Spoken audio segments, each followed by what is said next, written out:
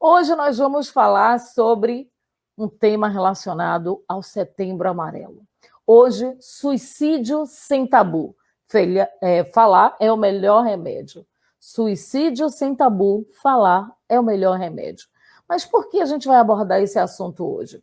Gente, infelizmente os índices são alarmantes, são preocupantes, e nós temos que unir forças e fazer alguma coisa. Você sabia que a cada 40 segundos uma pessoa comete suicídio? E segundo a Organização Mundial da Saúde, 90% dos casos de suicídio poderiam ser evitados? Aí você pergunta, mas como? Olha só, podemos fazer muito. E já começa na questão do falar, dessa abordagem. Falar sem tabu mesmo. Precisamos falar sobre o tema, acabar com esse tabu e ajudar realmente a quem está precisando.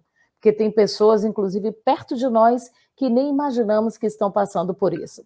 Para essa discussão hoje, nós convidamos a psicóloga Patrícia Lima, ela que iniciou as nossas lives no dia 20 de julho, pé quente, sempre começa conosco, e também temos hoje, claro, ele, Antônio Mateus, sociólogo, doutor em Ciências Sociais e também pesquisador do Observatório Social da Juventude.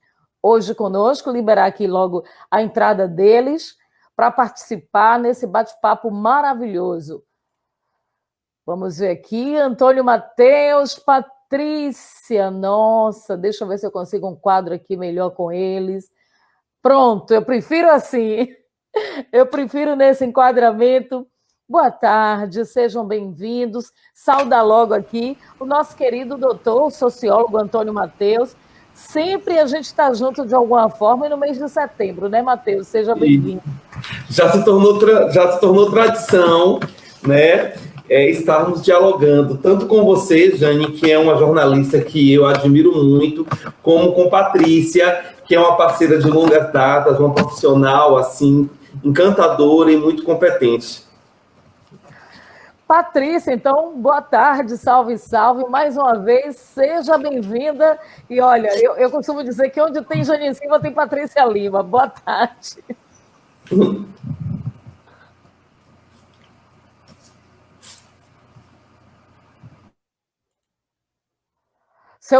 O microfone fechado. Agora sim. Agora sim. Então vamos lá. Boa tarde, povo lindo. Não é porque a gente vai falar de um assunto tão triste que a gente vai ficar com essa energia lá para baixo. Vamos botar esse povo para cima, né? Que a gente está precisando de reforços para a gente salvar vidas. Jane Silva, é sempre um prazer inenarrável estar com você. E doutor Antônio Mateus, né, meu queridinho, está no meu coração. Assisto tudo, acompanho tudo. Foi meu professor, gente, maravilhoso. A criatura segurava a turma toda num sábado, o dia todo a gente não queria que ele fosse embora. Então é um prazer para mim e uma honra estar aqui com vocês. Bom, Mateus sabe cativar todo mundo, né? Onde ele chega é plateia garantida. Imagina isso numa turma, professor de universidade, não é à toa que as TVs, quando tem qualquer assunto na área da sociologia, ou temas assim importantes a serem debatidos, todo mundo recorre a ele. E eu estava dizendo a ele, Mateus, essa pandemia, como é que o doutor Antônio Mateus está encarando tudo isso? Como é que é conviver, né? Agora, o ano passado a gente fazia uma palestra muito bonita, um evento muito interessante em Mata de São João. No ano anterior foi Camaçari. E esse ano, como é que está? Então, Jane, realmente o momento que estamos passando é um momento bastante delicado, um momento nefasto, de incertezas, de inseguranças.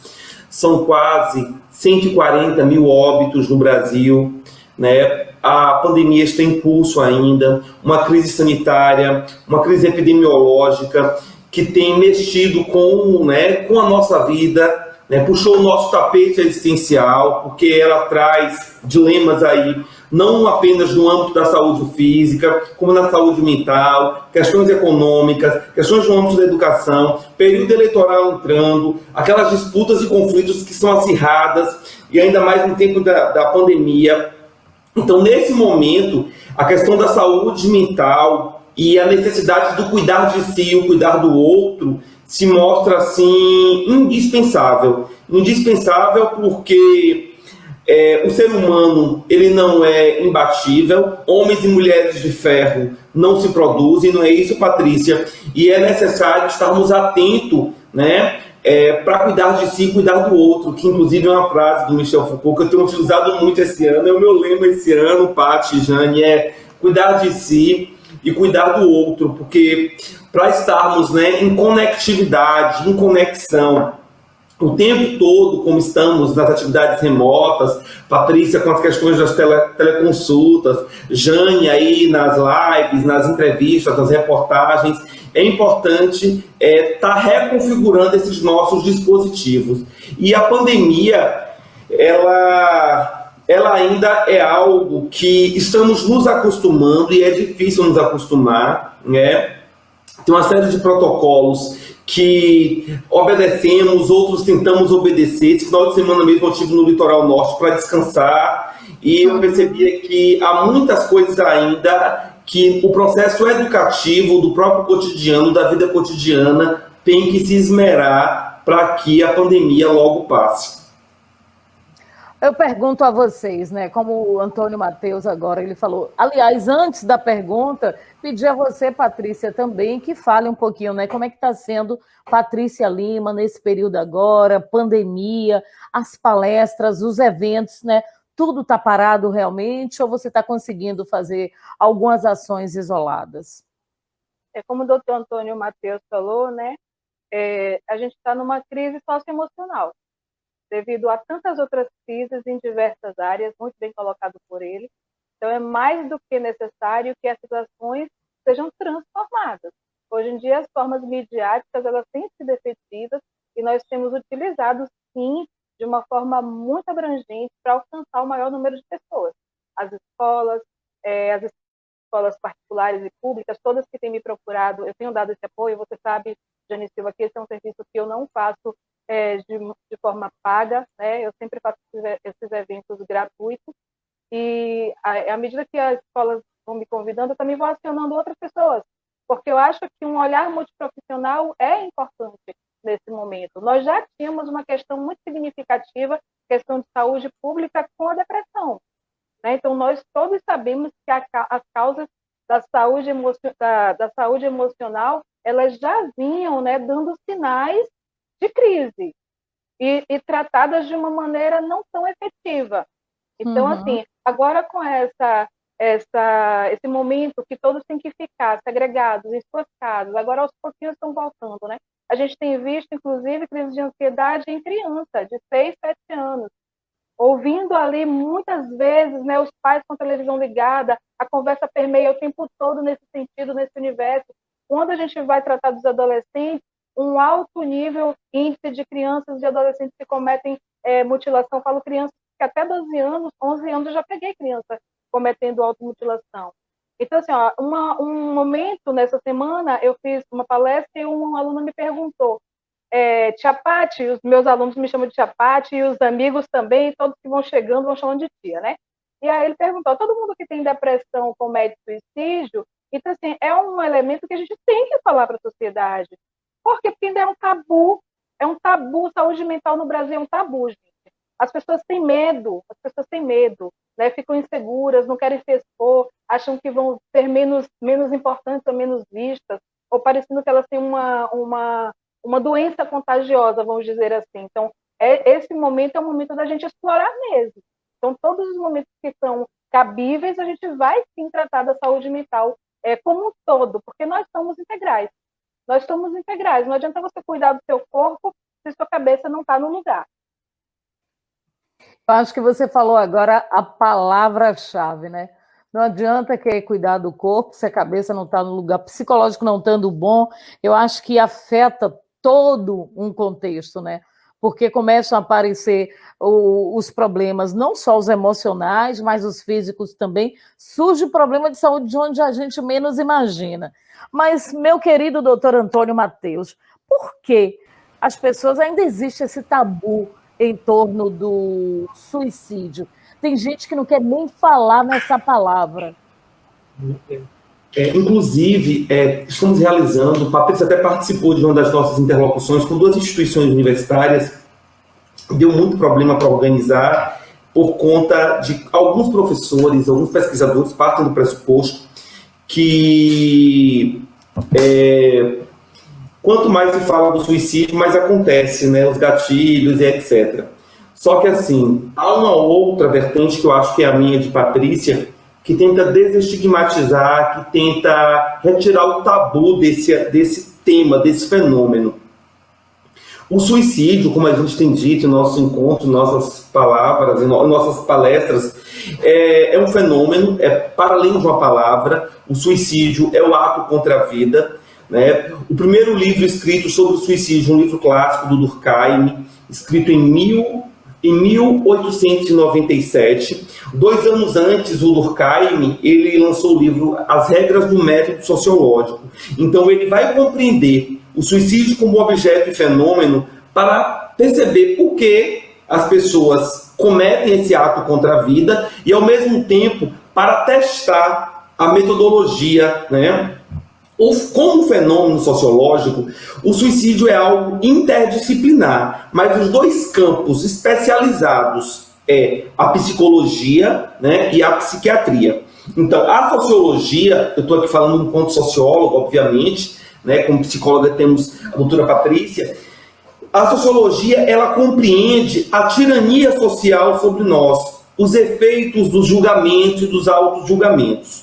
Então, quando vamos analisar a história do suicídio, a gente percebe que nós, seres humanos, somos construtos sociais, né? Construtos sociais, que temos responsabilidades, que somos constituídos por moral, que somos constituídos por valores, mas há julgamento sobre nós. Sobretudo, julgamento em relação a ideais de fortalezas, né? O homem forte, o homem que não chora, né? A mulher que apanha calada, ela tem vergonha de dizer que apanha do marido ou que tem uma relação conflituosa. Então, assim, há um conjunto de tabus, inclusive há famílias, né, que quando tem casos de suicídio, elas escondem. Ela não diz que o fenômeno aconteceu, que a morte aconteceu por conta do suicídio. E, na verdade, quando se esconde, quando não se fala desse fenômeno, acaba se negligenciando uma situação, né, que é 97%, segundo a OMS, a causa do suicídio, que são os transtornos mentais.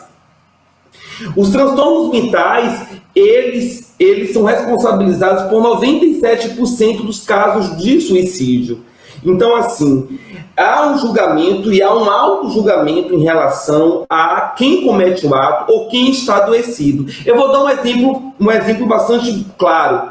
Por exemplo, as pessoas ainda, né, em pleno século XXI, Patrícia pode dar exemplos, né, da vivência dela enquanto psicóloga clínica, de forma mais evidente do que eu vou falar aqui. As pessoas, elas têm vergonha de procurar um CAPS, as pessoas têm vergonha de falar que está fazendo terapia, que está tendo atendimento com um psicólogo ou com um psiquiatra. Então, essa simples vergonha, Jane, ela acaba denunciando os próprios ranços e os próprios tabus que se instituem em relação ao suicídio. Um outro dado é que quem mais está cometendo suicídio, né, no mundo são pessoas ou jovens, né, de 15 a 29 anos, né, pessoas jovens de 15 a 29 anos, ou pessoas que estão, né, na melhor idade, na terceira idade.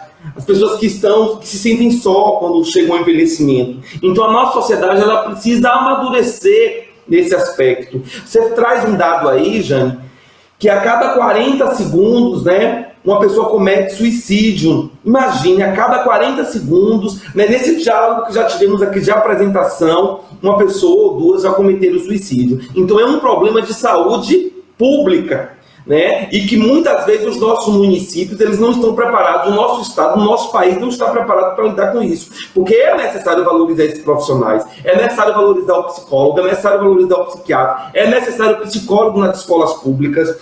Paty fala de uma questão aí que ela tem crescido, a questão da automutilação. A automutilação, ela está associada a uma dor insuportável, que a pessoa parte do pressuposto que vai minimizar essa dor cortando o braço. Então, você chega em escolas hoje para dar uma palestra, tem crianças com os braços dilacerados, né? E essas doenças, elas são contagiosas. O mais incrível que possa parecer é problemas mentais, transtornos mentais, eles são contagiosos. Ou seja, uma pessoa com um problema mental maltratado pode contagiar, pode contaminar uma outra pessoa.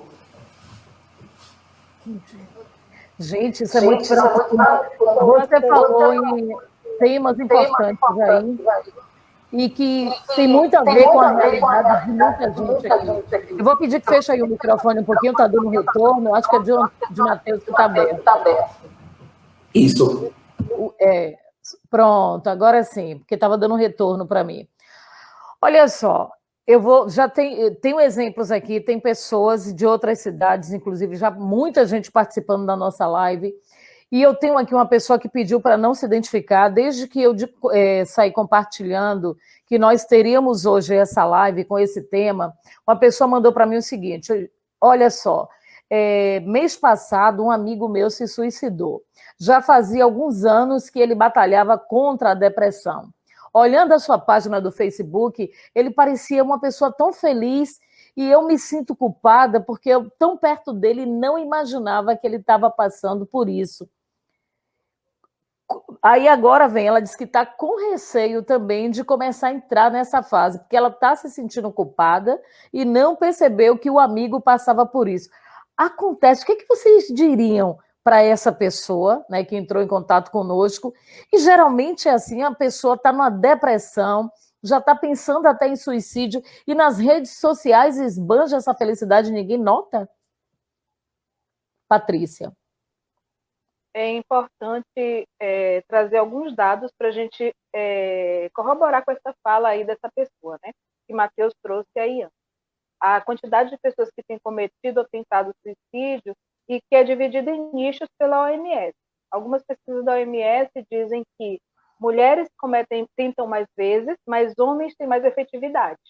Então, as mulheres tentam mais vezes, mas os homens cometem, né, com a execução, né, mais eficiente, vamos dizer assim. Um outro dado interessante que o Matheus falou é que é contagioso. Então, gente, não é um bichinho, não é um vírus, não é uma bactéria, não. É o fato de você conviver com a sociedade adoecida. Você conviver com uma pessoa adoecida faz com que você adoeça também. Porque se a gente pensar o que é saúde mental, a gente vai pensar em dois âmbitos. Como neuropsicóloga também, aí eu vos falo, tem um aspecto lá neurológico, o aspecto orgânico, dos neurotransmissores, dopamina, serotonina, ocitocina, e tem um aspecto psique, que nós psicólogos falamos, né? Que é onde é formado o pensamento. Como você chega à conclusão de algo? Isso tudo é subjetivo. Então, essa continuidade da sociedade adoecida adoece, sim, como um todo. Essa pessoa, por exemplo, né, você não vai conseguir ajudar uma pessoa, porque você não tem os elementos técnicos para isso.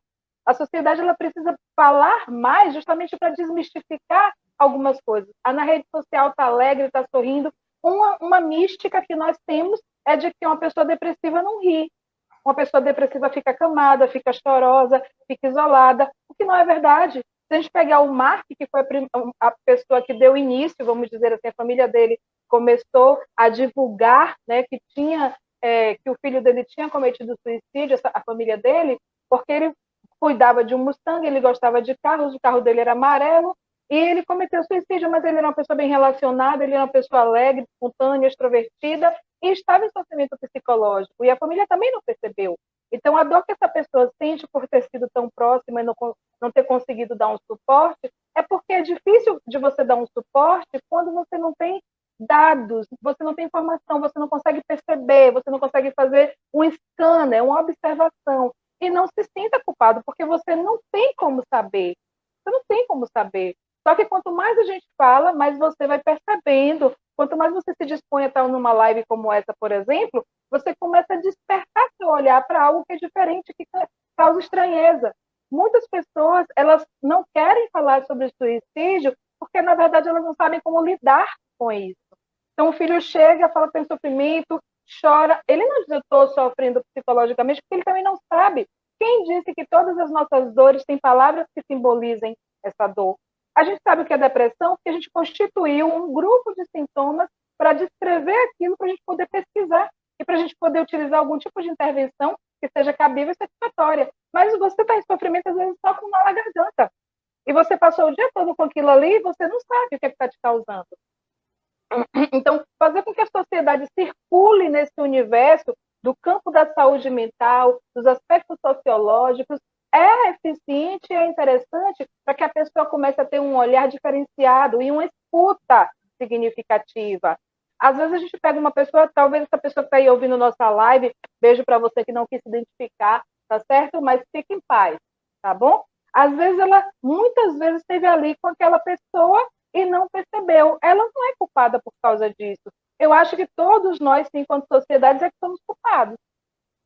Acho que todos nós somos culpados porque a gente percebe que tem uma lacuna aí, que a gente precisa preencher essa lacuna o mais rápido possível para que a gente não perca mais pessoas, né, com essa doença que é muito significativa.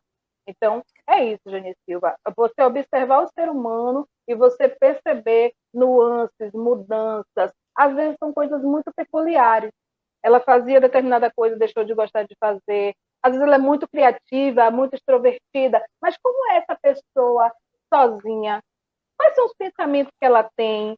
Na fala dela, no discurso dela, o que ela traz? Isso a gente fala muito na psicologia de ser um ouvinte seletivo. Nós, cultura ocidental, somos muito rápidos no falar. Somos muito rápidos em avaliar algo sobre o nosso ponto de vista. Então, cabe a nós também aquietar aí nossos pensamentos e escutar a outra pessoa, porque ela vem falando, nem todas dão indícios, mas muitas, volta e meia, diz numa fala, poxa, estou cansado de viver. Nossa, não aguento mais essa vida. Gente do céu, hoje para mim foi tão difícil esse dia. Olha, ela não está falando de uma maneira explícita, mas dentro desse conteúdo traz o sofrimento. Olha, manda logo um abraço aqui para as pessoas que já estão na nossa live. Obrigada a você, tá? O doutor Carlos Vita Camaçari, estamos acompanhando, querida. Obrigada, viu, doutor Vita? Grande abraço. JC no Mata de São João, boa tarde a todos. Boa tarde para você, meu querido. A Lúcia Ferreira também, Mata de São João, seja bem-vinda. Miriam Rios, Jardim Limoeiro, Camaçari, obrigada, Miriam. Marisete Dias, a cidade de Entre Rios, presente aqui. Um abraço, Marisete. Chico Silva, Novo Horizonte, Camaçari, seja bem-vindo. Rubem Fernandes, um abraço, ele está dando boa tarde para a gente. Adelino Cerqueira, boa tarde, Jane. Muito importante você trazer esses profissionais para nos orientar nesse momento de pandemia. Parabéns. Abraço, Adelino. Mata de São João. Chico Silva, uma ótima tarde para todos vocês. Desejo um ótimo trabalho. E faça perguntas também, viu, Chico? Ele está dizendo, boa tarde, Antônio Matheus, um ótimo trabalho. Deixa eu ver aqui. Todos vocês, um abraço e beijos. Olha, ele é fã do Antônio Matheus aí também. Cledemilson Nascimento, psicólogo aqui de Camaçari. Boa tarde, 2 excelentes profissionais. Parabéns, querida Jane, pela iniciativa. Beijo para você, Cledemilson. Romildo, Parque Verde, Camaçari. Janinha, você é nota 1000, boa tarde. Esses sonhos são demais. Beijo, Romildo. Esse daí me acompanha, ó. Isso é muito bom. Jonatas Bispo, assunto importante, compartilhei. Olha, todos vocês que estão nessa live agora, vocês têm obrigação, é sério, obrigação de pegar esse link aí e compartilhar com o maior número possível de pessoas. Por quê? Porque a gente precisa falar sobre suicídio. Sem tabu nenhum, tirar todas as dúvidas. Inclusive, eu peço a você que faça a sua pergunta na live. Ah, Jane, eu tenho uma pergunta, mas eu não quero me expor na live. Ó, tá aqui na minha mão, WhatsApp. 8327-6207, para você mandar sua pergunta de forma anônima, como essa internauta nossa fez aí, o primeiro questionamento que eu apresentei. Participe. É muito importante, nós queremos esclarecer dúvidas. Mas, doutor Antônio Matheus, a Patrícia acabou de falar para a gente, né, quais sinais observar. E eu já, dentro dessas pesquisas, as abordagens com vocês, a gente percebe também que no meio religioso o índice tem sido alto, inclusive entre evangélicos, que é algo que deixa a gente assim, né, surpresos. Mas por que isso acontece? Isso, já há uma tradição, né, nos estudos do suicídio, esses números dos protestantes, hoje evangélicos ou neopentecostais, serem bastante elevados. Isso por conta do desencanto, né? O desencanto no mundo gerado por uma fé em demasia e muitas vezes constituída por uma ilusão. Não é que a fé não seja necessária, a fé é necessária, mas uma fé constituída por verdade, uma fé constituída sem preconceito e sem julgamento.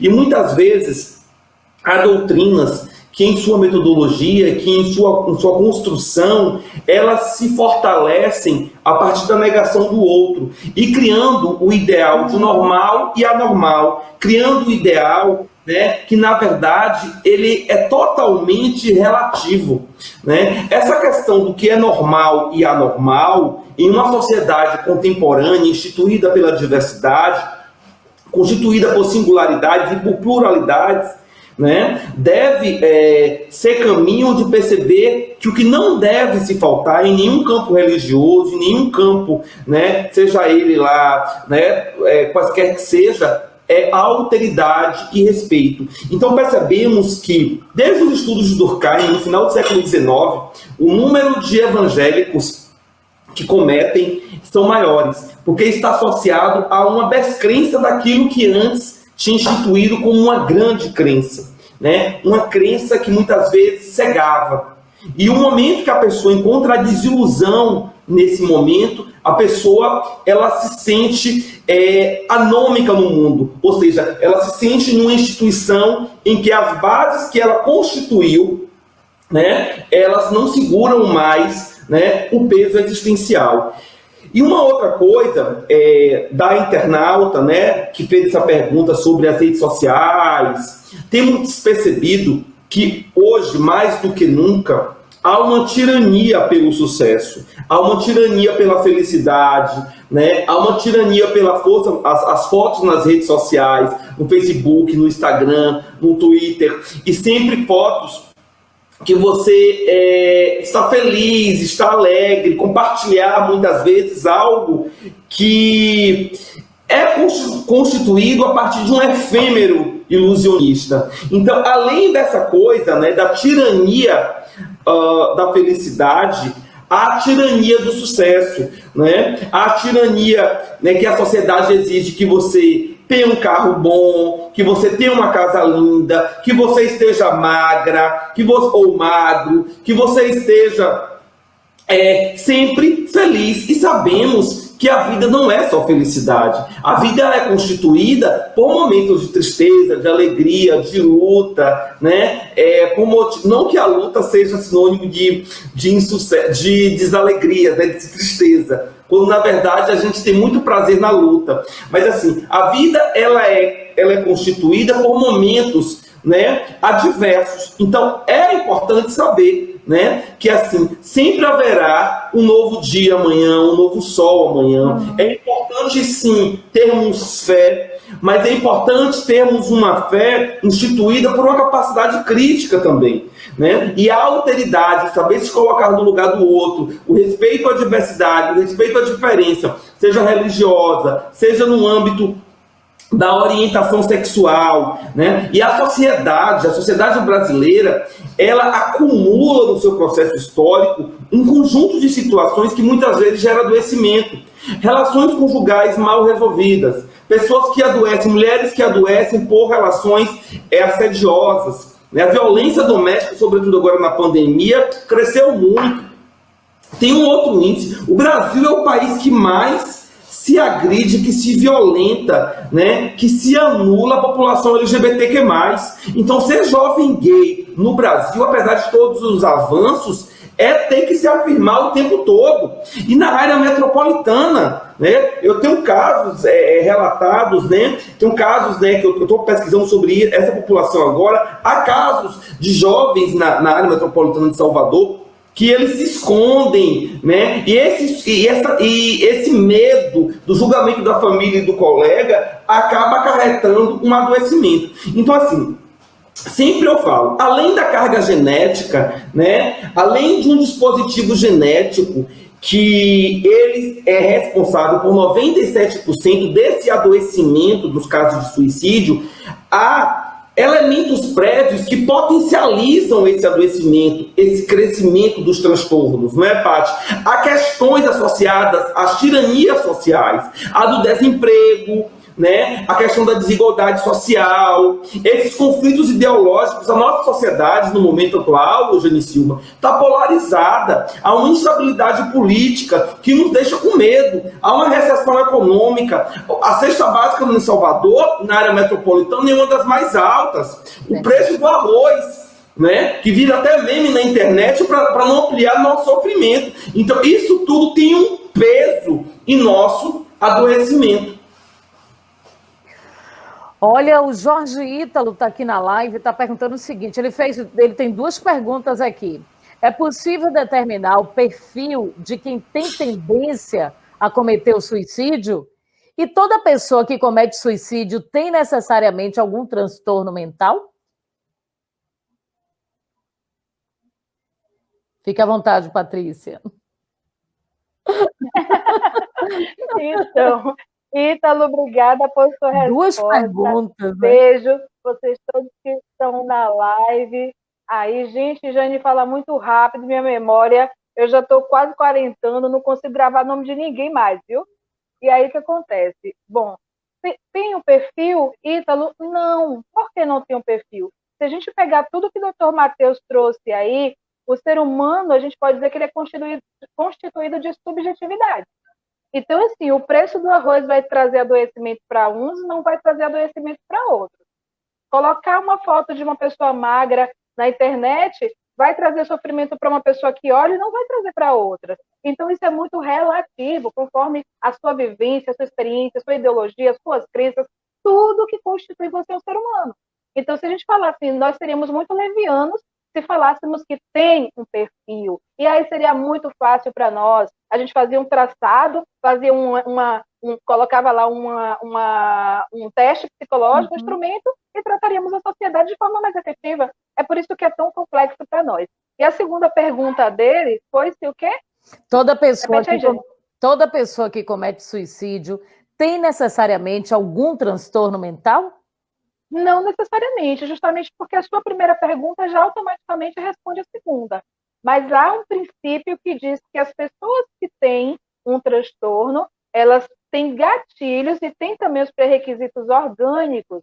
Então, elas estão naquele grupo ali que vão cometer mais vezes do que uma pessoa que aparentemente não tem nada. E quando a gente fala em transtornos mentais, isso é tão complexo, Jane Silva. Isso é muito complexo. A sociedade ela tem dores, ela tem diversas dores, mas quais são os gatilhos que vão disparar essas dores? E qual o tamanho dessa dor?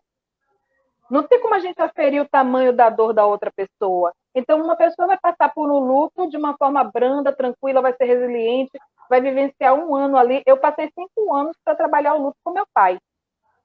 Todo mundo sabe que eu parei de atender, entrei em pane, né, em bug total, porque eu era muito apegada ao meu pai. E foi esse apoio, né, da família, apoio de outras pessoas, que fez eu ser resiliente, eu sair desse luto. Um luto com 5 anos é um luto adoecido, porque o normal é você sofrer um luto 1 ano, 1 ano e meio, 2 anos. Né? Então, assim, quais são as dores que vão fazer com que você dispare esses gatilhos e que vai ser doloroso mais para umas pessoas do que para outras? Isso é extremamente relativo. Algo importante que o doutor Matheus trouxe aí é o número de mulheres que são violentadas. E quando eu falo violentadas, é do aspecto psicológico e do aspecto físico. Tem crescido muito nesse tempo de pandemia, e a OMS, lá já em 2009, se eu não me engano, ela trouxe uma pesquisa que essas mulheres que sofrem sofrimento psicológico e físico, elas tentam mais suicídio, cometer mais suicídio do que outras pessoas que não têm esse tipo de sofrimento. Então, o sofrimento, ele é algo físico e algo psicológico. E todos nós somos constituídos ali, somos invadidos diariamente. pelo preço do feijão, do arroz, pelo filho que está doente, pelo marido que deixou, pelo tapa que tomou, pelo estupro que foi acometido. Então, são uma série de circunstâncias que pegam o suicídio e tiram só do campo psicológico e psiquiátrico e colocam no campo social e antropológico. Né? Então, é uma Paty, tem uma coisa interessante aí na sua fala e contribui também no entendimento do interlocutor, Jane. Eu estava com um amigo que você conhece, Paty, que é meu parceiro, inclusive, nesse debate, né, sobre transtornos, adoecimentos e tal. Aí estávamos jantando, ele é médico psiquiatra, e tinha um outro colega. E aí o outro colega, ele já tinha feito um tratamento antes, né? Aí ele olhou para minha cara e falou assim, olha, eu já fiz o tratamento, mas agora eu tô são. Aí eu olhei para a cara desse amigo meu, psiquiatra, e falei assim, são?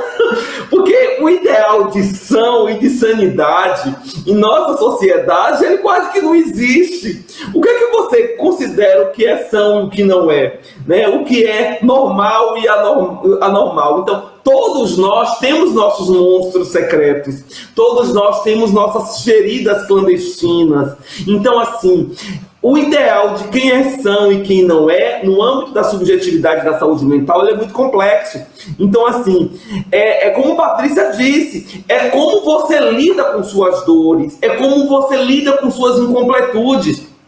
Tem pessoas que, digamos assim, o grau de estresse, né, por não ter atingido a sua meta diária, pode alcançar, né, um enviesamento no âmbito da sua saúde mental muito maior do que aquela outra que, de certa forma, não, eu não consegui fazer tudo hoje, não dei conta hoje, mas amanhã eu faço. Então, assim, tudo depende dos filtros que vamos desenvolvendo. Tem o Carlos Drummond de Andrade, ele diz, olha, a dor, ela sempre vai existir. Né? Agora o sofrimento, ele é opcional e você filtra esse sofrimento, né? Agora, esse ideal de sanidade que a sociedade tem, ele tem que ser desconstruído, porque a ideia, Jane, a ideia do louco é aquele que sai jogando pedra na rua, né, que sai rasgando dinheiro. Então, esse louco está em extinção. Os novos loucos dessa sociedade, né, eles se elaboram de uma forma muito mais complexa, né? Você vai perceber, digamos assim, comportamentos subversivos no âmbito da saúde mental, naquele patrão que assedia o seu funcionário, naquele patrão, né, que fica utilizando da sua posição de poder para assediar funcionárias e funcionários, aquele professor que se utiliza do seu poder de cátedra para assediar o seu aluno, para chantagear com nota, daquele marido que quando a mulher coloca uma saia um pouco acima do joelho já reclama, já xinga, né, a sua esposa, daqueles religiosos que quando vê alguém de uma outra religião, como por exemplo as pessoas de religiões de matrizes africanas, começam a xingar aquela pessoa porque é diferente da sua. Então, assim, a lógica do adoecimento controverso é algo que paira na cidade, está associado com as formas de discriminação, de preconceito, e é isso que precisamos filtrar. É isso que momentos como esse, promovido pela Revista Metropolitana e pela jornalista Jane Silva, precisa ser valorizado, né? Porque é um momento de interlocução, né? Ou seja, a palavra ela tem uma força, não só uma força de representação do conhecimento técnico, mas de tocar, né? De estabilizar emoções, de ficar uma relação afetuosa e uma relação educativa. Perfeito. Jane, antes de você falar, Jane, deixa eu falar uma coisa aqui. O Matheus estava contando e dando risada porque a gente tem essas piadas internas. E dentro da psicologia e da sociologia, não existe um padrão de dizer assim, ó, você é perfeito, porque a perfeição também é loucura. Entende? Então, assim, você é funcional? Você consegue lidar com a sua vida? Seus relacionamentos amorosos, afetivos são saudáveis? Então, tudo isso está no estado de normalidade, vamos colocar aqui entre aspas. Porque a gente não quer que você esteja normal. O normal também, normal demais, também é adoecedor. A gente quer que você esteja funcional. Se a gente pegar esse exemplo do senhor, que acho que não sei quantos anos depois, eu não lembro mais da reportagem direito, aqui em Salvador. Recentemente pegou um ônibus, né, de uma rede aí, e saiu em disparada, e bateu, e aconteceu aí algumas coisas, não sei direito, que eu ouvi por alto, e depois fui procurar a reportagem e não vi mais. Olha, ele alimentou aquilo durante anos. Ele foi demitido e ficou alimentando aquilo durante anos. Passou tanto tempo e ele ainda estava com aquilo ali, adoecendo ele, né? E esse normal, o novo normal, né, o novo louco, como o Matheus disse, que eu achei até engraçado, da pesquisa isso daí, viu, Matheus? Da nova pesquisa isso daí também. O que é esse novo louco? É uma pessoa que ela é bombardeada por uma série de situações e que ela não tem treinamento emocional. Quando a gente vai lá, e quando a gente não tem um treinamento emocional, a gente desabilita áreas cerebrais.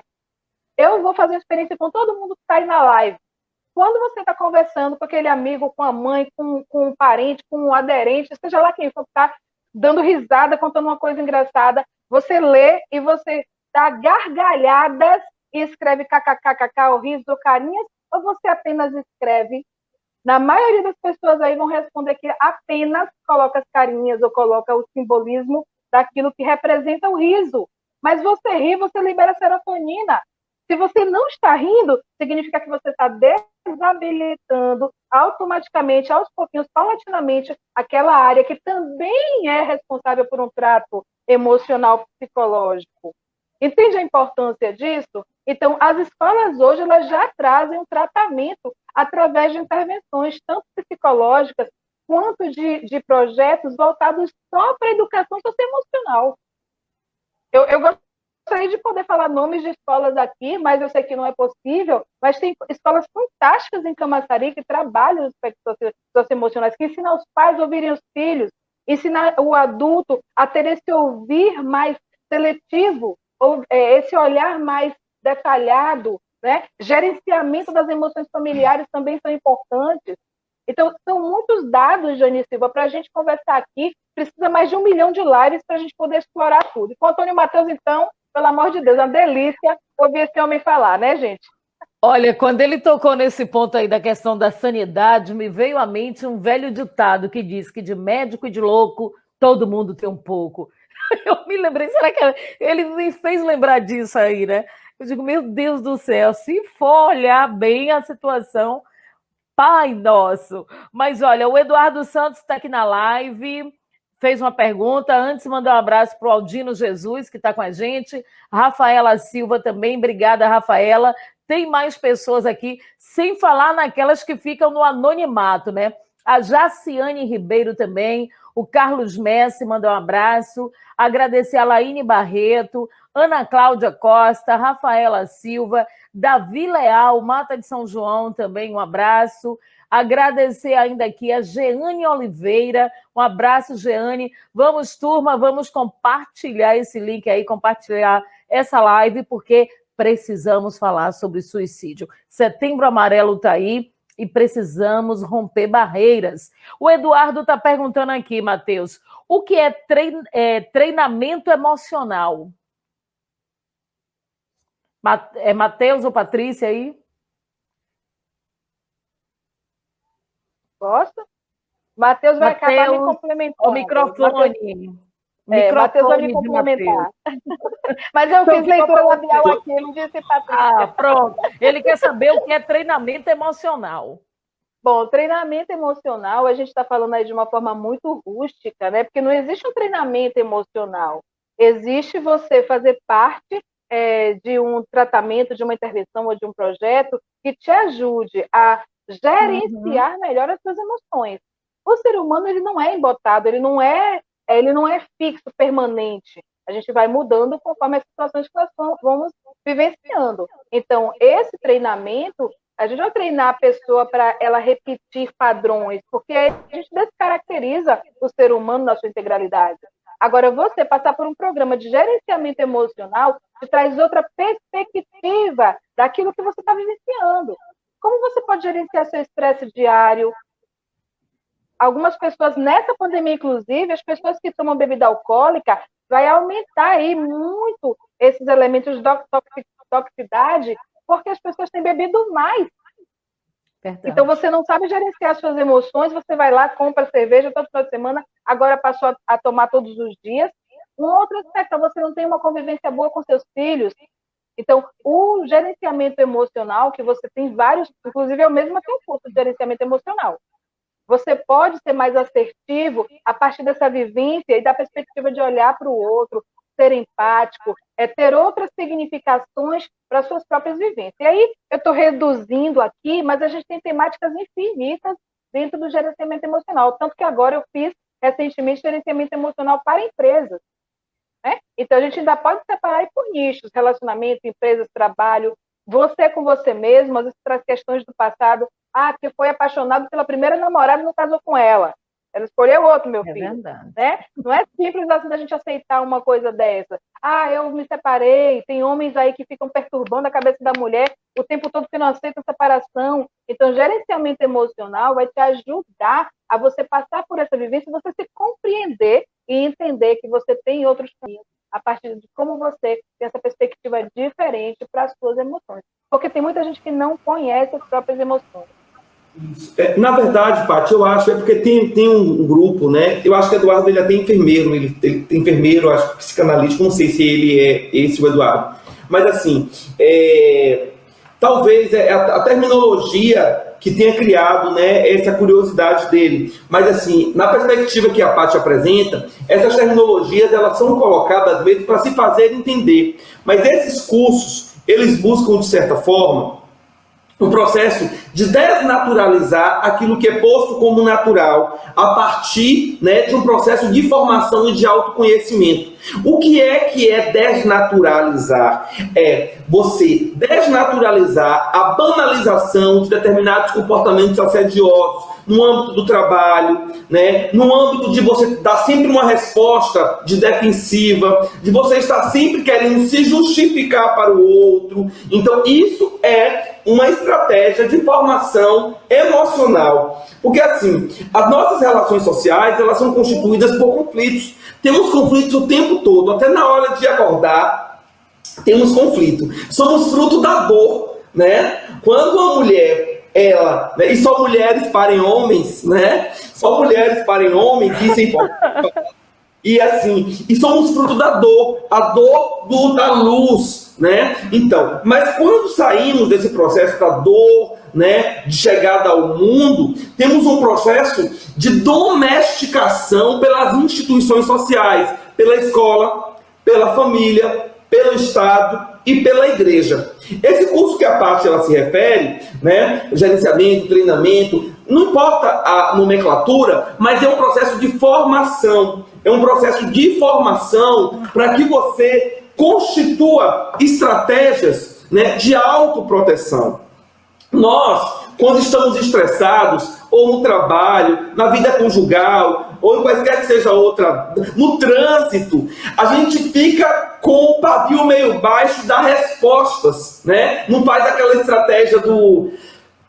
vou respirar aqui 10 vezes, contar de 1 até 10 antes de dar uma resposta. Então, isso está associado a um processo de desnaturalizar, o que muitas vezes é introjetado em nós por dispositivos institucionais ou mecanismos que faz com que o nosso comportamento esteja sempre na defensiva.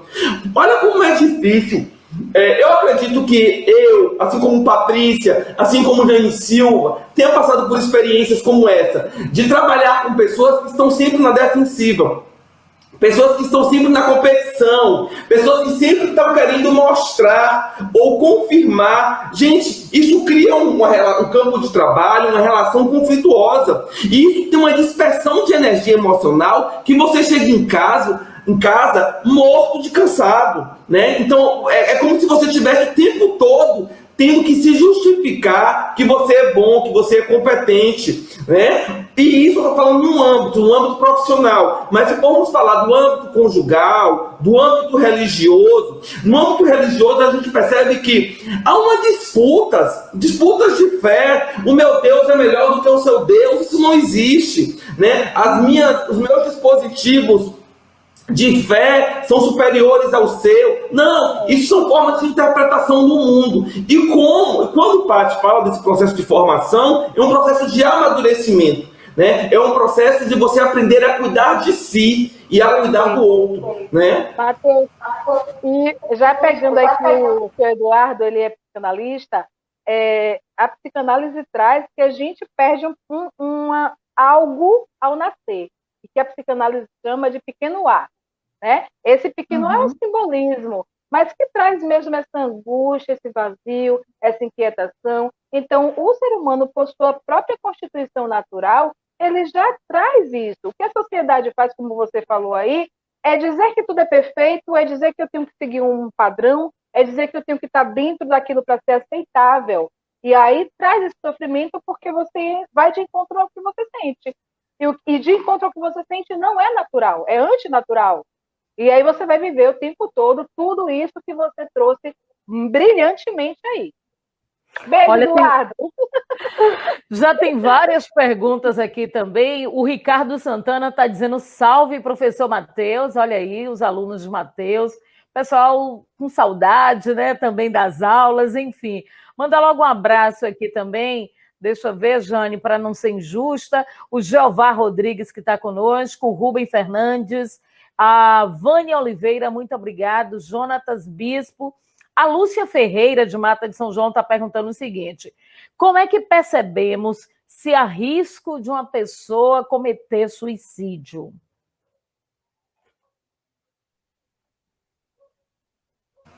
Olha só, eu vou falar e depois Paty dá o arremate final, né? Porque as falas nunca são completas nesse âmbito, elas nunca esgotam, até porque o ser humano ele é dotado de uma complexidade muito grande, né? Porque somos formados por múltiplas linguagens comportamentais e etc.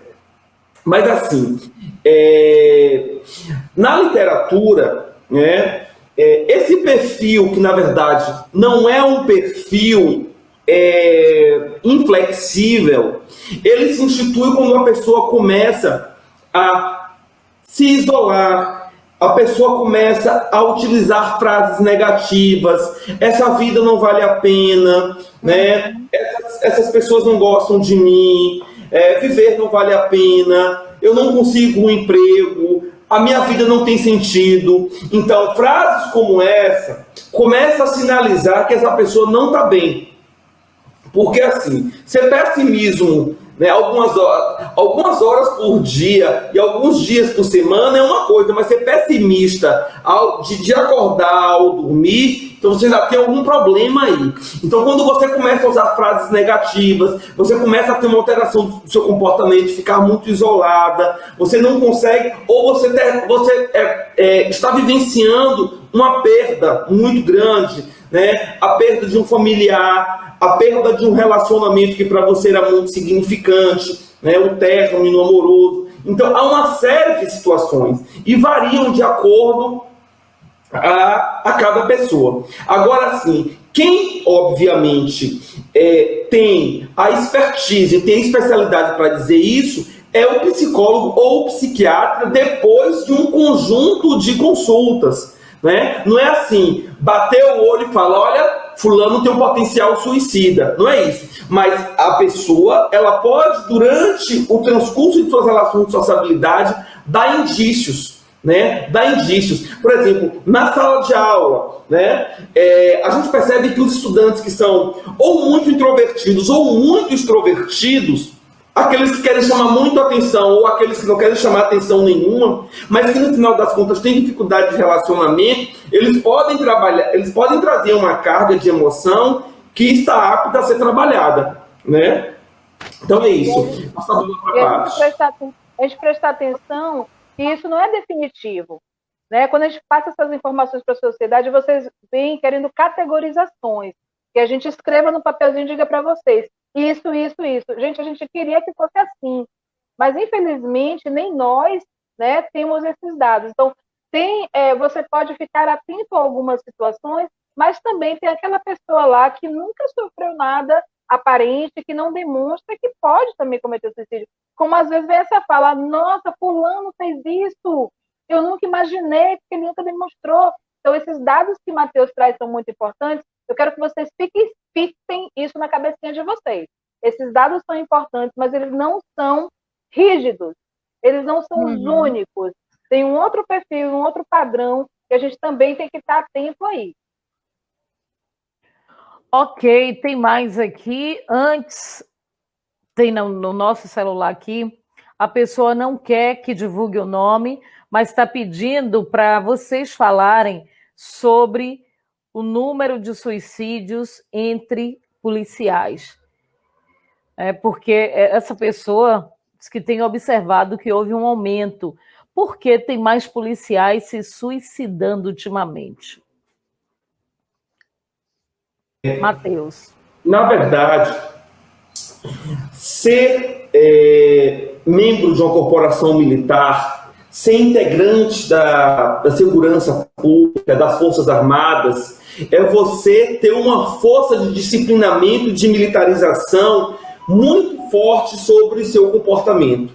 Você está o tempo todo sendo disciplinado, você está sempre dentro do alvo do vigiar e punir, e isso faz com que a nossa carga de autocobrança seja muito forte, muito densa. E isso gera determinados transtornos que não são tratados. Então, o índice de adoecimento dentro, né, das Forças Armadas, das corporações militares, ele é muito alto, né? Eu tenho algumas amigas, né, delegadas de polícia, que elas fazem, obviamente, terapia. Na verdade, todos nós precisamos fazer terapia, né? Eu faço terapia, né? Então, é necessário se fazer terapia, porque é autoconhecimento. Então, assim, a gente percebe que essa moral profissional, esses valores instrumentalizados e disciplinadores, exerce uma força muito grande no comportamento do policial, no comportamento do membro, né, da segurança pública. E isso exerce uma autocobrança, um autojulgamento. Associado a isso, a depender da patente, vamos ter um conjunto de precarizações no âmbito da segurança pública, né? O policial militar comum, o que ele ganha não dá para dar uma vida segura à sua família. Há precarizações em seus equipamentos, a precarização na funcionalidade das delegacias. Então, há um conjunto de situações que, somada a esse disciplinamento, pode gerar, sim. E, assim, durante a pandemia, muito bem lembrado esse interlocutor, o número de adoecimento e de suicídios de...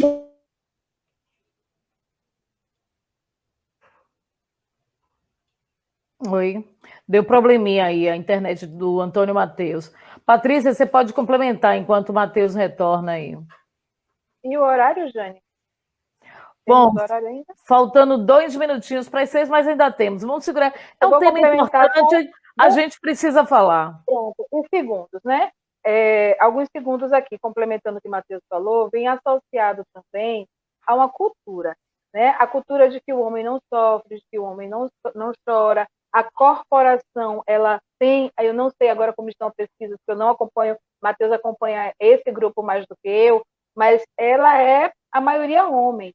E ali tem essa cultura de que você tem que ser forte, você tem que ser macho, você tem que ser másculo, você tem que lidar com suas emoções sozinho, você nem fala sobre as emoções, porque não é bonito, não é divertido, não é elegante, é coisa de mulher, né? Então essa cultura também que a gente tem, Jane, às vezes prejudica bastante o homem, né, como um todo, viu?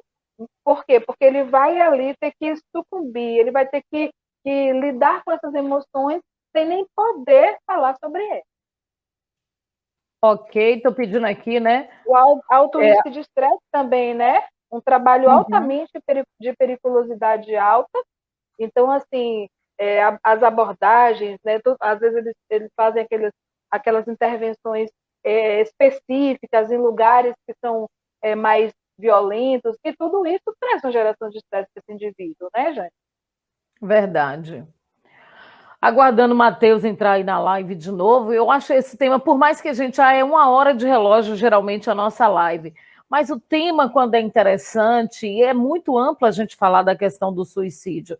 Então, para você que chegou na nossa live agora, estamos abordando um assunto dentro do Setembro Amarelo. Você sabe que este é o mês de prevenção ao suicídio, é preciso agir, é preciso todo mundo falar sobre isso, e desde 2014 a Associação Brasileira de Psiquiatria, em parceria com o Conselho Federal de Medicina, organiza nacionalmente o Setembro Amarelo, tá? Então, olha só para vocês terem uma ideia, são registrados cerca de 12 mil suicídios todos os anos no Brasil e mais de 1 milhão no mundo. Trata-se de uma triste realidade que registra cada vez mais casos, principalmente entre os jovens, como o doutor Antônio Mateus já falou aqui. Cerca de 96,8% dos casos de suicídio estavam relacionados a transtornos mentais. Em primeiro lugar está a depressão, seguida do transtorno bipolar e abuso de substâncias. Infelizmente, uma triste realidade, né, Patrícia? Matheus voltou. Graças a Deus, Matheus voltou. Caiu, Matheus. Machucou, Matheus. Caiu, levantei. Conte com tudo, então. Você quer complementar sua fala? Então, só para finalizar, as corporações que exercem um disciplinamento muito grande sobre a pessoa, né, faz com que elas, elas tenham dificuldades para romper as suas próprias amarras, de estabelecer um diálogo com seus monstros secretos digamos assim, de ruptura com os aprisionamentos. Então, é importante, né? E outra coisa, é importante romper as prisões internas. E uma outra questão é o sentido da perda. Tem pessoas que não sabem lidar com a perda, né? Tem pessoas que têm dificuldade em lidar com a perda. Tem um outro dado sobre suicídio. O Durkheim já falava isso no século XIX e agora, obviamente, tem se ampliado, mas é assim: qual a classe social das pessoas que mais cometem suicídio? Historicamente, as pessoas oriundas de classes, né, digamos assim, pessoas que tinham dinheiro e que faliram.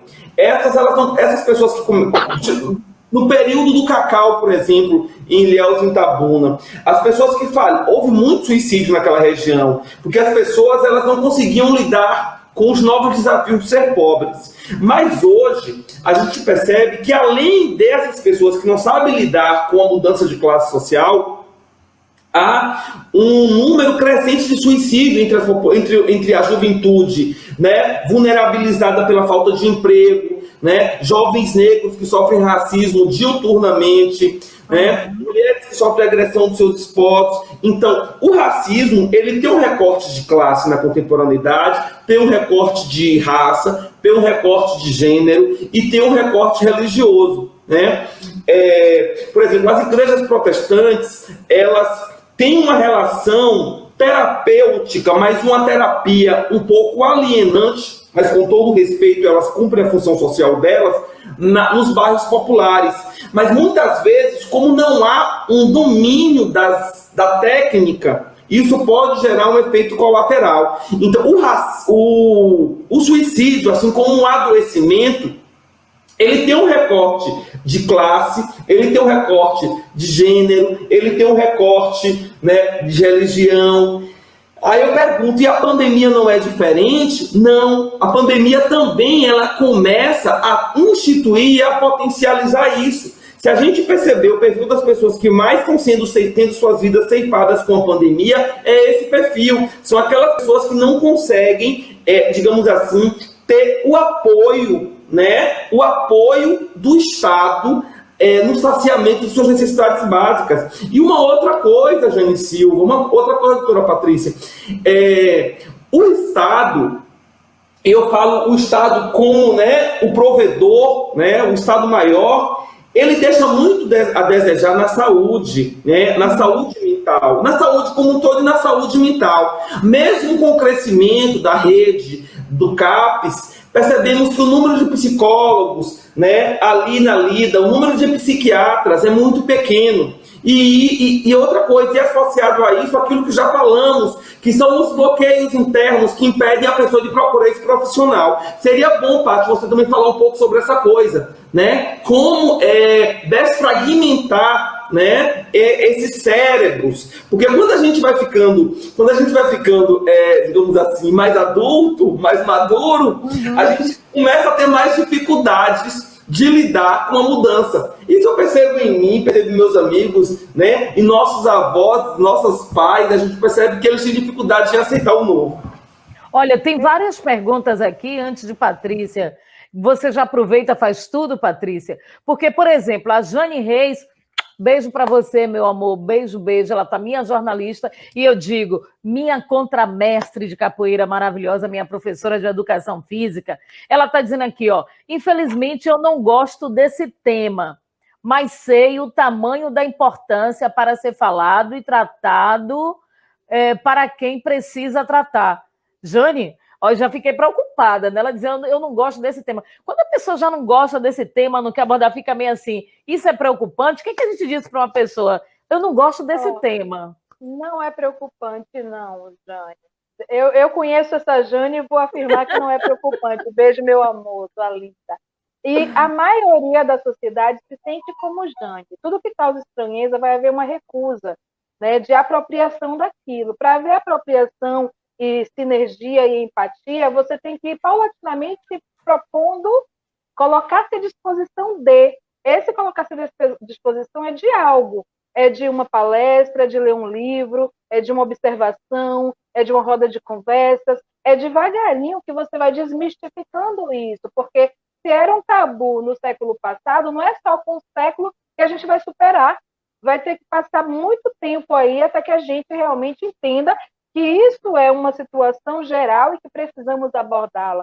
E, claro, tem várias formas de você abordar. Você não vai abordar o suicídio de uma maneira direta com um adolescente ou com uma criança, mas você vai trabalhar ali a gestão emocional, vai trabalhar outras formas para que a pessoa entenda qual é esse adoecimento dela, se existe realmente esse adoecimento, como ela pode procurar um tratamento, se tem atendimento para isso. Algumas pessoas, inclusive, elas vão só para o tratamento medicamentoso. O tratamento medicamentoso em si não muda a sua forma de ver o mundo. Você continua com todas as problemáticas ali da sua vida, e o que o remédio faz? Embota você.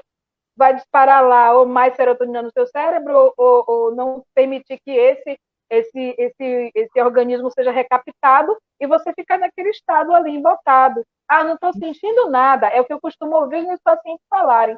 Doutora, eu não gosto de tomar medicamento, porque eu não sinto nada, eu nem fico feliz nem fico triste. Só que o ser humano é isso?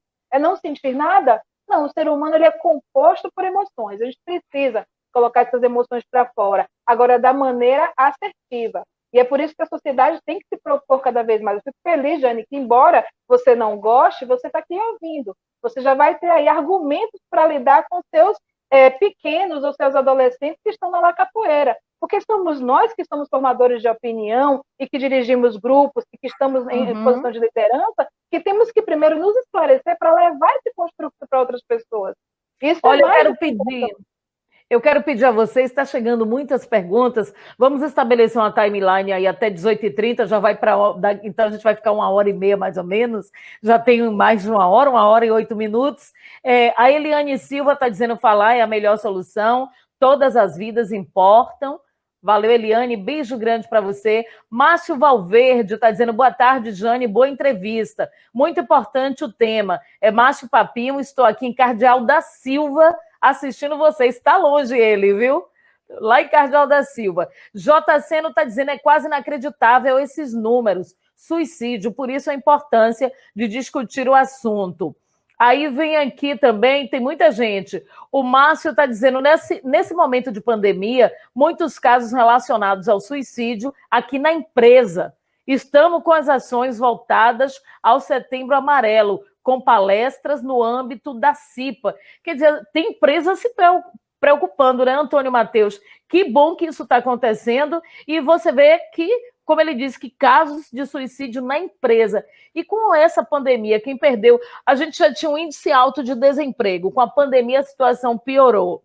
Vários pais de família olhando para dentro dos seus lares, vendo esposa, filhos, todo mundo com fome, faltando alimento. Revista Metropolitana mesmo, a gente já doou 44 cestas, tem mais aqui. E é muita gente passando por dificuldade, que não consegue pagar suas contas, como gerir lá. Então, isso está complicado. É importante que quem está, né, trabalhando e as empresas que querem preservar, elas agora possam cuidar mais da saúde mental dos seus servidores?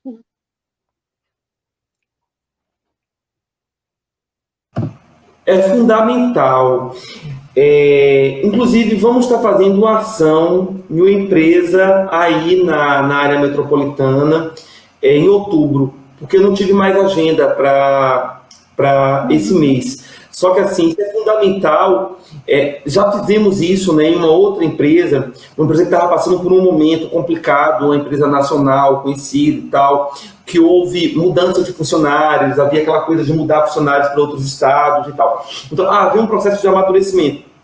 Empresas que trabalham com aquelas embarcações que você fica 15 dias no mar, 15 dias aqui na terra, isso aí desenvolve uma série de problemas no âmbito de uso, né, de álcool, droga, e para além disso, é importante desenvolver uma política, né, associada aos respectivos CIPAs, para se debater os transtornos, para se debater os adoecimentos e tentar desmitificar, né? Tirar os estigmas disso. Então, funcionários de psicologia, funcionários de psiquiatria associados à medicina do trabalho é fundamental na contemporaneidade. É importante dar espaço para essas equipes, é importante trabalhar com essas lógicas de gerenciamentos humanos. É fundamental. Esse processo formativo, Jane e Paty, eles são fundamentais para o próprio desenvolvimento humano do funcionário dentro da empresa. Percebemos que Camaçari, que é o município, né, que é uma cidade em que há pujança no âmbito das empresas, no âmbito, né, da petroquímica, é fundamental se debater esse tema, mas não apenas no mês de setembro, não apenas agora no Setembro Amarelo. O mês do Setembro Amarelo é um momento da grande eclosão, é um momento digamos assim, da bandeira, mas as nossas ações elas devem se instituir durante todo o ano, para não ficar uma coisa tipo moda, né? Só no mês de setembro. Não, a saúde mental ela tem que ser discutida diariamente, todos os dias, né? E é importante se utilizar isso, tanto nas empresas petroquímicas, como em empresas, né, de outro ramo, empresas educacionais. É fundamental a saúde mental do sujeito. Matheus e Jane, se quiser me quer fazer já outra pergunta aí. Mandar beijo para Eliane Silva, ela é uma das pessoas que lidera, né, com muita assertividade um grupo de empresas e traz essa abordagem da importância de trabalhar a saúde emocional e saúde mental de uma forma muito significativa. E para outra pessoa que eu não lembro o nome, que falou sobre o índice de suicídios na indústria, tem crescido sim, e a gente tem pego cada vez mais pessoas que têm, já tinha outros adoecimentos psicológicos e emocionais, só que não tinham sido percebido nem catalogado pela empresa. Então, assim, ó, alta quantidade de trabalho, excesso de horas extras, falta de dormir adequadamente, alimentação inadequada, serviço de alta periculosidade. Eu faço, antes mesmo da psicologia, já fazia trabalho em organizações. São 10 anos aí de multinacional. Então, assim, ó, tem lá o médico do trabalho, mas muitas vezes ele não tem uma abordagem para fazer um levantamento do que é esse sofrimento psicológico. E claro que vai haver um disparo agora com a pandemia, porque todas essas questões que nós falamos ontem, socioemocionais, sociais principalmente, elas vão estar presentes na realidade dessas pessoas que não tinham essa percepção antes. Uhum. Então, assim, ó, essa pessoa que eu não lembro mais o nome aí, mas ele deve estar ainda na live, é importante também não ficar na superficialidade, porque às vezes você vai fazer palestra em cima de palestra e aquilo você abrangeu X pessoas, mas outras tantas você não conseguiu abranger. É preciso você ter uma gama, faz uma estratégia de como você vai tratar isso, utilizando várias abordagens. Encaminhando um grupo para o psicólogo, tendo um grupo na empresa que se trate sobre saúde emocional, fazendo palestras, grupos terapêuticos fora do trabalho, porque no trabalho ninguém quer se expor e ficar vulnerável. Então, você tenta e desenvolve um projeto efetivo para a empresa, porque, graças a Deus, a saúde mental, se ela tiver o cuidado adequado, todo mundo se torna funcional. Olha, não normal, funcional. A Lúcia está perguntando se todo suicídio é resultado da depressão. necessariamente quem comete suicídio já vinha enfrentando uma depressão? Matheus? Não, não é, né? Agora, assim, o índice é alto, tipo assim, temos esses dados aí de mais de 90% de adoecimento, só que o adoecimento pode ser uma depressão associada com outro tipo, né, de adoecimento. E há pessoas que cometem o suicídio na hora do impulso, e não são necessariamente pessoas que estão com o processo adoecimento. O número é pequeno, mas há pessoas, né, esse 5%, a média de 5% de pessoas que cometem suicídio, muitas vezes elas são pessoas que não têm um histórico de adoecimento, né? É muito raro esses casos, mas há pessoas que não têm um histórico de adoecimento, mas comete pelo impulso. Ela sente aquela dor, aquela perda e sai na rua e comete o ato, né? Ou seja, se tivesse mais alguns minutos, alguns segundos, ela não cometeria. E pegando isso aí, para a gente só confirmar o que o Matheus está falando, é que muita gente está nos 5% porque nunca teve um diagnóstico efetivo. Não quer dizer que ela não seja acometida na vida toda, ela nunca foi acometida de uma doença, de um transtorno mental. A gente tem que ter entendimento do que é o transtorno mental, do que é uma doença mental, do que é um sintoma. E para categorizar tudo isso, a gente vai precisar de outra live. E é importante dizer também, Matheus, que a pessoa que comete suicídio, gente, ela não quer perder a vida. Ela quer sanar aquela dor que é profunda e que ela não sabe explicar o que ela está sentindo. A primeira desmistificação que nós vamos fazer hoje, nosso combinado, nós e vocês, é parar de dizer que a pessoa que comete suicídio queria acabar com a vida. Ela não queria acabar com a vida. Ela queria acabar com o sofrimento que era impossível dela sozinha lidar. Mandar um abraço aqui na nossa live para a Brígida Simões acompanhando. Obrigada, Brígida, por você estar aí. A Carlúcia Leles, da Cascalheira, em Camaçari. Obrigada. Ana Dias também, Vânia Freitas, George Brasil, Orlando Júnior, todos vocês. Gente, depois compartilha essa live, porque é muito importante. Olha, temos uma mãe aqui que ela está dizendo que a filha dela estuda em escola pública. E há mais de um ano ela vem sofrendo com a filha que não se abre, não conversa com ela por mais que ela tente, e ela percebeu, veio descobrir que a filha tem se mutilado. O que é que ela faz? Como mãe, ela está assim desesperada, não sabe o que fazer, e a filha tem feito cortes no pulso, e ela tem medo que quando ela for descobrir, a filha esteja lá morta. Ela está preocupada com isso. Eu não vou entrar em detalhes, porque ela mandou para a gente aqui praticamente uma carta, mas como é que os pais procedem assim com a criança, o adolescente? Inclusive, é importante vocês falarem disso, porque a gente está abordando no nosso programa também a questão do abuso sexual contra a criança e adolescente, que é ameaçada pelo criminoso. E aí, às vezes, tem quantas crianças e adolescentes nesse momento que estão passando por isso e começa a querer pôr fim nessa dor. Não posso fazer nada. Esse cara, esse homem, sei lá quem seja, se é o parente mais próximo, o vizinho, está fazendo isso comigo. Eu não posso contar minha mãe, não posso contar ninguém, porque ele ameaçou fazer e acontecer. São N fatores. O que vocês diriam para crianças e adolescentes e os pais que estão vendo filhos se mutilarem? Então, sobretudo esse primeiro caso da escola, é importante, né, que a mãe urgentemente procure um apoio, né, público, um CAPES, né, procure um diálogo com os professores, procure uma relação, estabelecer uma relação com a escola. Eu sei que isso é muito difícil, mas é importante procurar profissional especializado em CAPES. A rede de CAPES ela se ampliou muito nos últimos anos. Então ela precisa fazer isso. E a escola ela precisa ser comunicada. Porque, como eu havia dito, o índice de contaminação de jovens, né, que estão cometendo mutilação na escola é grande. É uma síndrome da imitação. Né? E o suicídio acontece por imitação também. Né? Então, assim, é importante procurar a rede CAPES, é importante procurar apoio, é importante gritar, é importante falar, é importante buscar ajuda.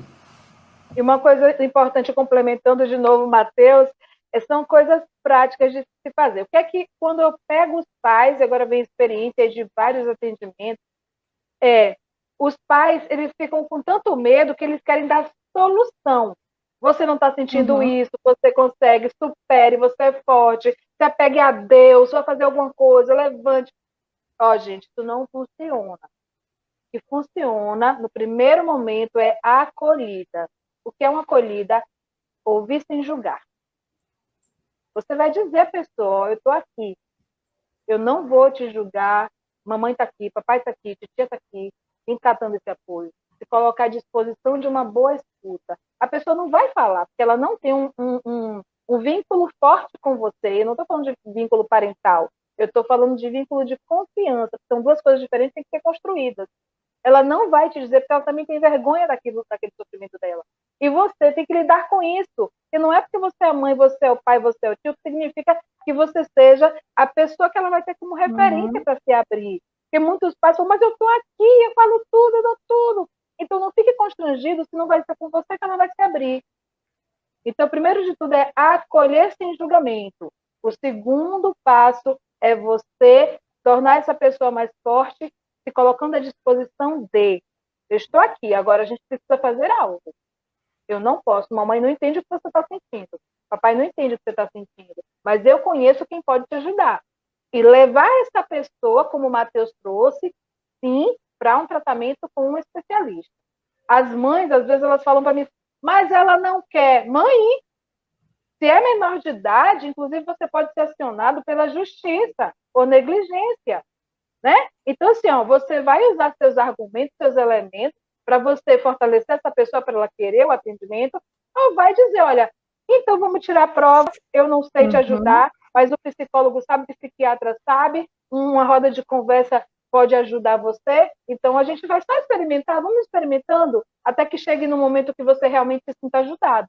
Então, você vai fazer esses diálogos, né, com essa pessoa que está em sofrimento. Porque o primeiro momento, quando você pega uma situação dessa, é você querer ajudar. Mas você já ajuda só ouvindo e sem julgamento. Porque quando a gente fala assim, eu já passei por isso, ou eu fiz tal coisa, ou fulano de tal está passando assim, não está desse mesmo jeito, a gente está diminuindo a dor do outro, e a gente não pode saber qual o valor dessa dor. Né? E quando a gente fala assim, eu sei que você consegue, será que a outra pessoa consegue? A gente também não tem como avaliar. São dados muito individuais. Né? Então, essa ouvida e essa acolhida é o primeiro passo. O segundo passo que o doutor Antônio Matheus disse, procura um serviço. Não tenho dinheiro, o serviço de psicologia ainda é muito caro. Tem psicólogos que se colocam à disposição aí suas agendas, eles fazem gratuitamente, tem atendimento social, a gente tem aí uma galerinha em Camaçari, em Salvador, eu tenho também, mas eu não tenho um contato, mas a gente tem em Camaçari uma galerinha que atende também com valor social, tem os CAPs, tem outros mecanismos e meios aí da gente ser bem eficiente. Ok.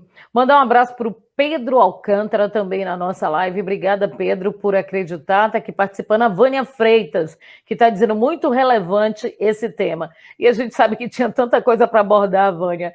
O tema é tão amplo, eu fico aqui, Você tem Antônio Matheus e você tem Patrícia Lima. Gente, é muita. Eu, por mim, eu ficava aqui, horas conversando com vocês. É muito, muito, muito rico.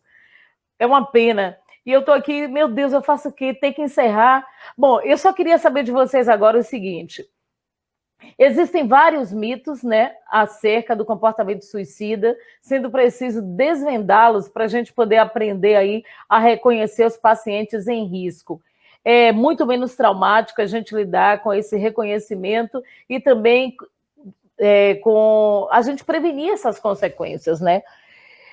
Eu gostaria que vocês, para a gente finalizar, já faltam aí 6 minutos, né, para o nosso tempo, dissessem agora para quem está na nossa live, para quem está assistindo e quem vai assistir depois, que a gente vai compartilhar esse link ainda para fazer com que essa discussão chegue ao maior número possível de pessoas. Bom, suicídio. Como podemos ajudar a reduzir os índices que aí estão? Como podemos ajudar a quem nesse momento está precisando da nossa ajuda, né? Estou sendo até redundante. Está precisando de uma mão amiga, de alguém que entenda como identificar, o próprio Matheus já falou. O que a gente pode fazer mais no sentido de diminuir os índices e tornar, fazer com que essa pessoa que hoje está depressiva, que está com pensamento suicida, possa reverter todo esse quadro e viver uma vida como a gente toca a nossa. Isso.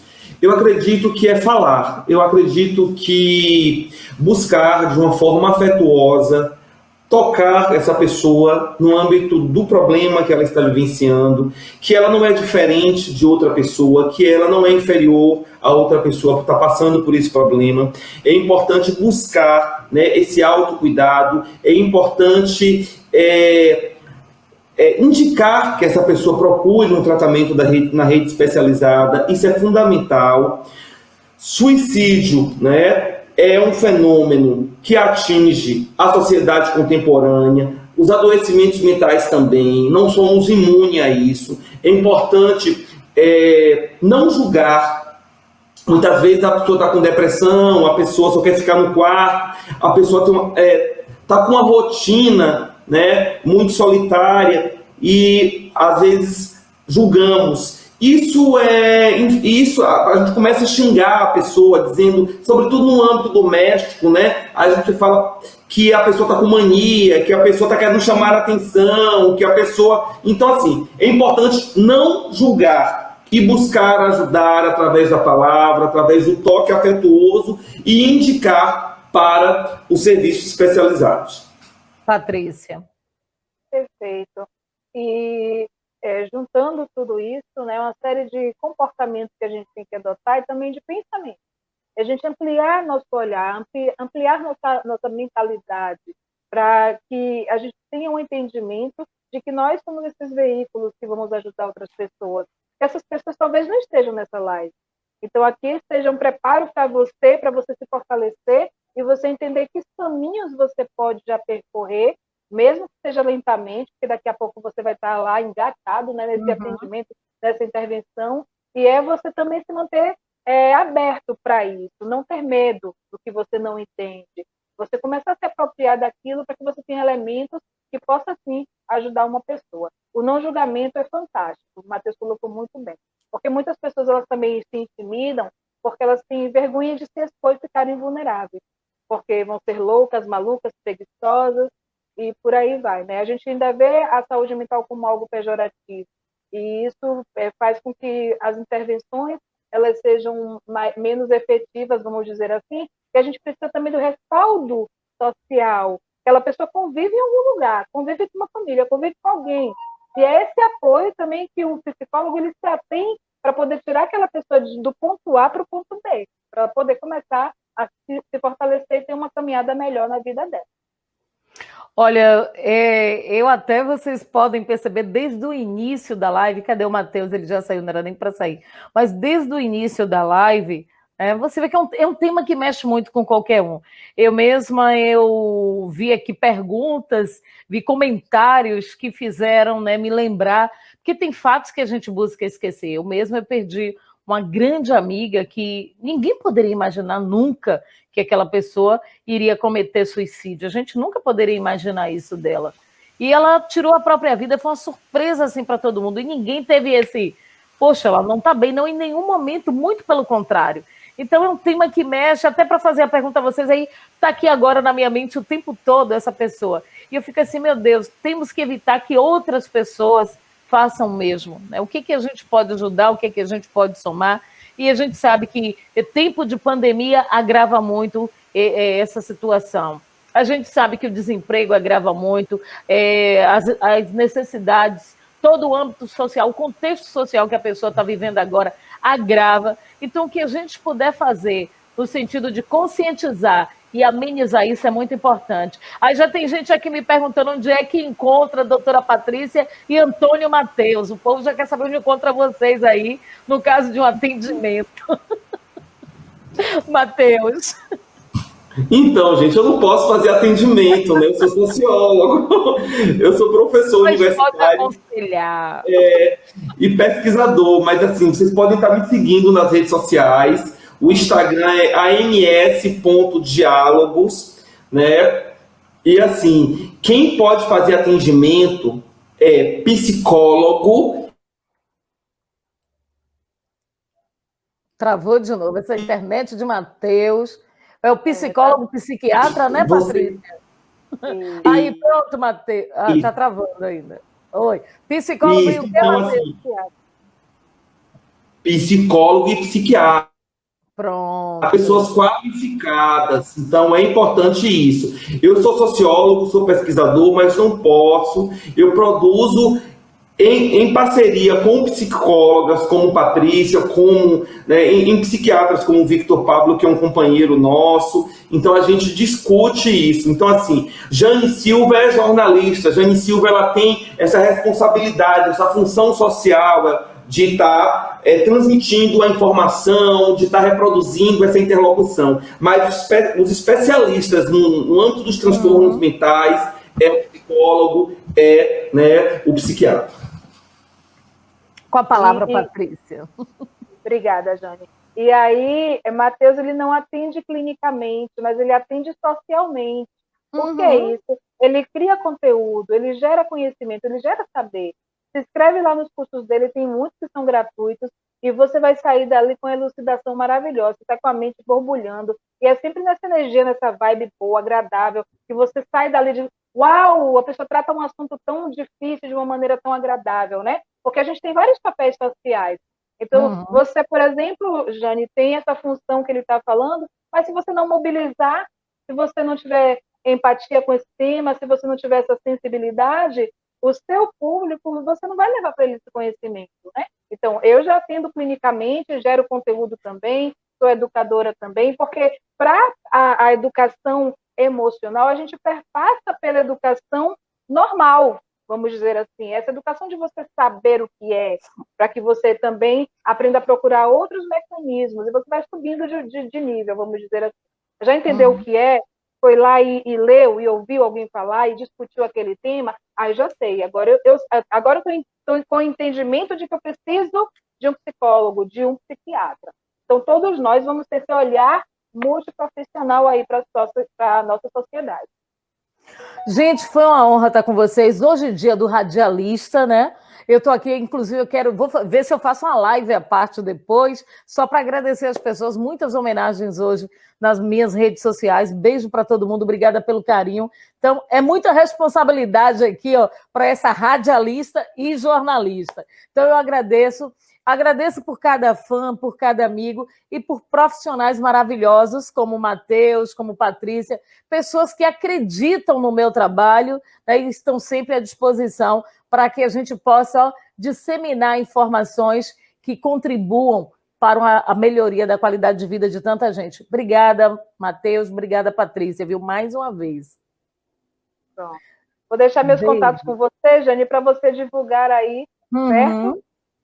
Que eu sempre esqueço de dar, mas me sigam lá no @patricia.limapsi no Instagram. Lá tem dicas, tem orientações, tem exercícios para diminuir o estresse. Eu sempre coloco lá um diálogo, às vezes também me dá aquela, sabe, do final de semana, chamo todo mundo no Zoom. A última vez foi 9 horas da noite, tinham 200 pessoas. Eu digo, meu Deus, de onde sai esse povo todo? Pronto, @patricia.limapsi, né? patricia.limapsi. @patricia.limapsi.